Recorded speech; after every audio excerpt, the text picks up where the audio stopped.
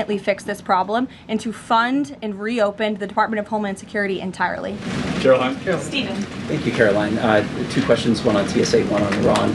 On TSA, for ordinary Americans watching the briefing, how long until everything goes back to normal at airports after the president's action? And then on Iran, on the time frame, President Trump initially said about 4 weeks. Secretary of State Rubio on Friday reportedly said it might be another 2 to 4.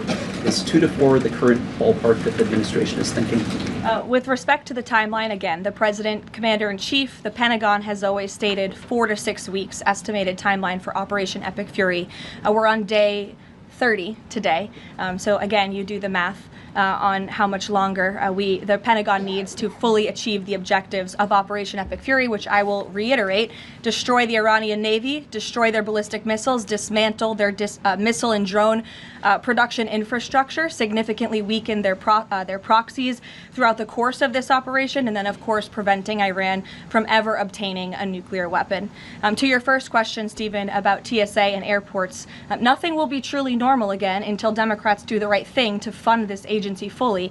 Again, the president has stepped in the meantime to do what's right to end this crisis that we've had at air travel and at airports across the country in the meantime. But again, Congress needs to come back. Democrats need to fund the Department of Homeland Security so we can formally and fully get these great employees paid long into the future. Jonathan. Thanks a lot, Caroline. 2 questions regarding the financial costs of the war. Back during the Persian Gulf War, 1990, 1991, Arab countries paid for the vast majority of the cost of the war. Kuwait, Saudi Arabia, the UAE. Who's paying for the cost of this war? Will those Arab countries step up to do just that? Well, I think it's something the president would be quite interested in calling them to do. I won't get ahead of him on that, but certainly it's an idea that I know that he has and something that I think you'll hear more from him on. And then secondly, the cost of diesel is averaging at $5.38 a gallon right now.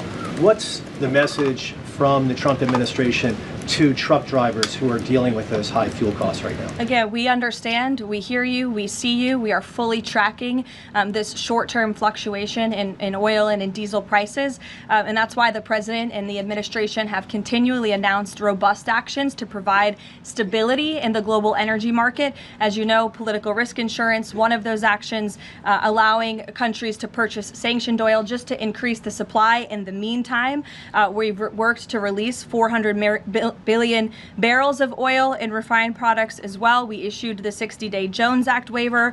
All of this has, with the goal of increasing supply to create stabilization in the market in the meantime. But the overall message, as we've repeatedly stated, is, again, these are short-term actions and short-term price fluctuations for the long-term benefit of ending the threat that Iran poses to the United States of America, our troops, and our allies in the region, and ensuring that this regime can no longer control the world's free flow of energy through the Strait of Hormuz, which is something the administration continues to tackle day by day as well. Jennifer.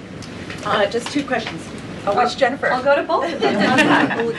Go ahead. So 2 questions, one on China and one on Iran. On China, ahead of the president's trip to Beijing, will there be a working level meeting with Secretary Bessent, Jameson Greer, et cetera, and when will that be? I do expect cabinet officials to travel to China ahead of time. I don't have a readout on their schedules for you, but this is something we typically do with international travel, as you know. So I'll talk to the Treasury Department and the cabinet myself, and we'll get you that answer. But we do expect them to move ahead of time. Okay, and thank you. And on Iran, if Iran is kind of cherry picking what tankers get to go through the Strait now and contemplating big tolls on those tankers, is that consistent, or how is that consistent really with the president's message about really wanting the Strait to be fully open?